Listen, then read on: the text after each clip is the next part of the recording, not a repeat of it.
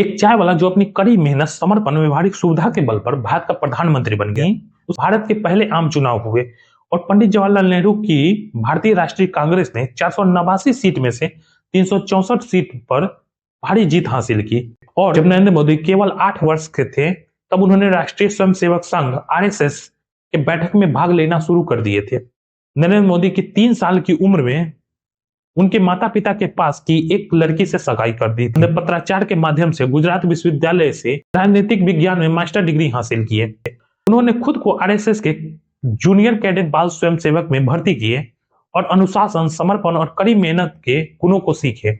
1962 में चीन भारत संघर्ष में भारत की हार ने युवा नरेंद्र मोदी को प्रभावित किया। नरेंद्र मोदी इस बात से उत्साहित थे कि सभी पाकिस्तानियों को कैसे खत्म किया जाना चाहिए और खुद को आरएसएस काम में समर्पित कर दिए।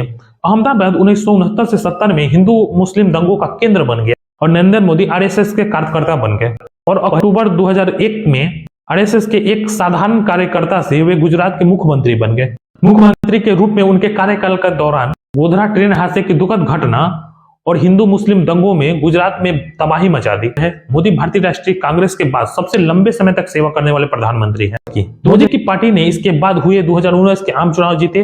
अपने दूसरे कार्यकाल में उनके प्रशासन ने जम्मू और कश्मीर का विशेष दर्जा रद्द कर दिया। 2024 के आम चुनाव में मोदी की पार्टी ने संसद के निचले सदन में अपना बहुमत खो दिया और राष्ट्रीय जनतांत्रिक गठबंधन के नेतृत्व करते हुए एनडीए की सरकार बनाई।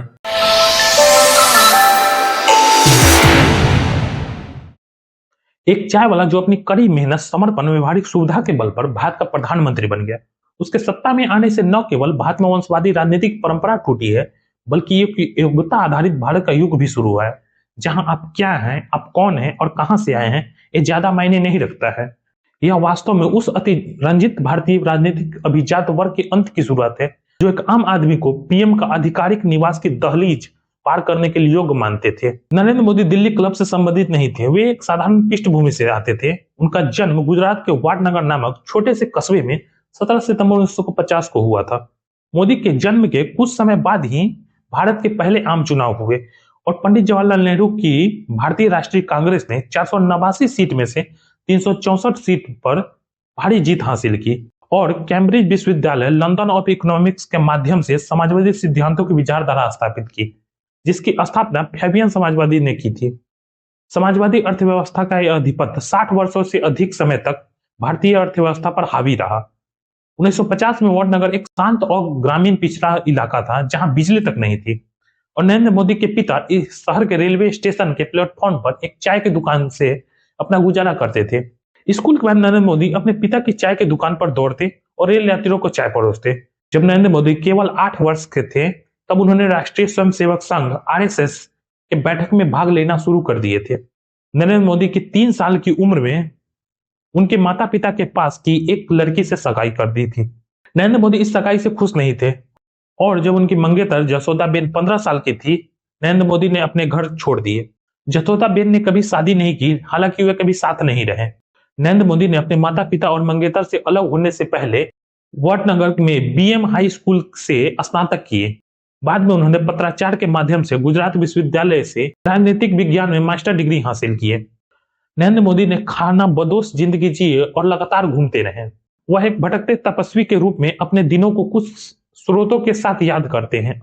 असंतुष्ट और साधक गुरुओं और आश्रमों की ओर अपना रास्ता खोजते हैं, लेकिन नरेंद्र मोदी की धार्मिकता एक अलग तरह की थी। वह आध्यात्मिक एकांत और निष्क्रिय समर्थन के बजाय बहस, कार्रवाई और आंदोलनकारी राजनीतिक के रोमांच से अधिक आकर्षित थे। उन्होंने छोटी उम्र में रैलियां और राजनीतिक बैठक आयोजित करना सीख लिए थे। उन्होंने खुद को आरएसएस के जूनियर कैडेट बाल स्वयंसेवक में भर्ती किए और अनुशासन, समर्पण और कड़ी मेहनत के गुणों को सीखे। 1962 में चीन भारत संघर्ष में भारत की हार ने युवा नरेंद्र मोदी को प्रभावित किया और 13 वर्ष की आयु में वे वाडनगर छोड़कर सैनिक स्कूल में शामिल होना चाहते थे, लेकिन उनके पिता ने उन्हें ऐसा करने की अनुमति नहीं दी। किशोर नरेंद्र मोदी 1965 के भारत पाक संघर्ष को देखा और उत्तेजित हो गए। नरेंद्र मोदी इस बात से उत्साहित थे कि सभी पाकिस्तानियों को कैसे खत्म किया जाना चाहिए। कुछ वर्षों की भटकन के बाद नरेंद्र मोदी गुजरात से लौट आए और राजकोट में स्वामी विवेकानंद के रामकृष्ण मिशन से जुड़ गए। राजकोट मिशन में उन्हें भिक्षु जीवन से दूर कर दिया गया और कहा गया कि उनका भाग्य कहीं और है। 1969 के अंत या 1970 के शुरुआत में एक दिन नरेंद्र मोदी 2 साल की अनुपस्थिति के बाद बिना बताए अपने परिवार के घर फिर से वापस प्रकट हुए और फिर अगले दिन फिर से निकल पड़े। नरेंद्र मोदी 19 साल के एक गरीब और बेरोजगार लड़के के रूप में अहमदाबाद पहुंचे और खुद को आरएसएस काम में समर्पित कर दिए। अहमदाबाद 1969 से 70 में हिंदू मुस्लिम दंगों का केंद्र बन गया और नरेंद्र मोदी आरएसएस के कार्यकर्ता बन गए। पहली बार उन्हें एक घर मिला, हेडगेवार भवन, जो आरएसएस का मुख्यालय था। उन्होंने घर के सारे काम किए। धीरे धीरे उनकी जिम्मेदारी और कर्तव्य बढ़ते गए। भारत की राजनीतिक में सक्रिय भूमिका निभाने के बाद भारत की अर्थव्यवस्था के बारे में मोदी के विचार परिपक्व हो गए। उन्होंने महसूस किया कि नेहरूवादी शैली के राज्य समाजवाद के जरिए अर्थव्यवस्था बदलाव संभव नहीं है। स्वतंत्रता के बाद विकास दर केवल 3% प्रतिवर्ष रही, जो लाइसेंस कोटा परमिट राज्य के तहत गरीबों को कम करने के लिए पर्याप्त नहीं थी। राजनीतिक दलों का दृष्टिकोण कभी नहीं बदलेगा। अगर पर्याप्त धन नहीं होगा तो गरीबी बनी रहेगी। बस इतना ही किया जा सकता है कि किसी का हिस्सा लेकर किसी को दे दिया जाए। एकमात्र साधन बड़ा हिस्सा लेना था और इसके लिए वैकल्पिक आर्थिक मोड़ की आवश्यकता थी। मोदी ने राष्ट्रीय स्तर पर मानव संसाधन प्रबंधन पर भी अपने विचार रखे। गुजरात में 1885 से 86 के सूखे के दौरान मोदी ने मानव संसाधन प्रबंधन पर अपने विचारों को लागू करने का एकमात्र बदलाव देखा। मोदी के नेतृत्व गुणों और प्रबंधन कौशल को धीरे धीरे पहचाने जाने लगा और अक्टूबर 2001 में आरएसएस के एक साधारण कार्यकर्ता से वे गुजरात के मुख्यमंत्री बन गए। मुख्यमंत्री के रूप में उनके कार्यकाल के दौरान गोधरा ट्रेन हादसे की दुखद घटना और हिंदू मुस्लिम दंगों में गुजरात में तबाही मचा दी, जिसमें मोदी को फंसाया गया। मोदी 2001 से 2014 तक गुजरात का मुख्यमंत्री रहे। मोदी भारतीय राष्ट्रीय कांग्रेस के बाद सबसे लंबे समय तक सेवा करने वाले प्रधानमंत्री हैं। 2014 के भारतीय आम चुनाव में मोदी ने भाजपा को संसदीय बहुमत दिलाया, जो 1984 के बाद किसी पार्टी के लिए पहला था। उनके प्रशासन ने प्रत्यक्ष विदेशी निवेश बढ़ाया और स्वास्थ्य सेवा, शिक्षा और सामाजिक कल्याण कार्यक्रमों पर खर्च किया। मोदी ने स्वास्थ्य अभियान शुरू, विवादास्पद रूप से बैंकों के विमुद्रीकरण की पहल की और माल और सेवा कर की शुरुआत की। मोदी की पार्टी ने इसके बाद हुए 2019 के आम चुनाव जीते।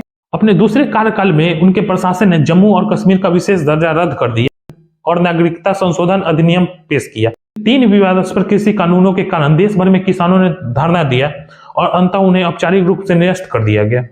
मोदी ने कोविड-19 महामारी के लिए भारत की प्रतिक्रिया की देखरेख की। 2024 के आम चुनाव में मोदी की पार्टी ने संसद के निचले सदन में अपना बहुमत खो दिया और राष्ट्रीय जनतांत्रिक गठबंधन के नेतृत्व करते हुए एनडीए की सरकार बनाई। मोदी अपनी शानदार वक्तव्य कला, विकास पर ध्यान और आत्मनिर्भरता भारत के लिए एक दृष्टिकोण के लिए जाने जाते हैं। अगर वीडियो अच्छी लगे तो लाइक, कमेंट, शेयर कर दें और ऐसे ही वीडियो देखने के लिए चैनल को सब्सक्राइब कर ले ताकि आने वाले वीडियो की नोटिफिकेशन आपको मिल सके।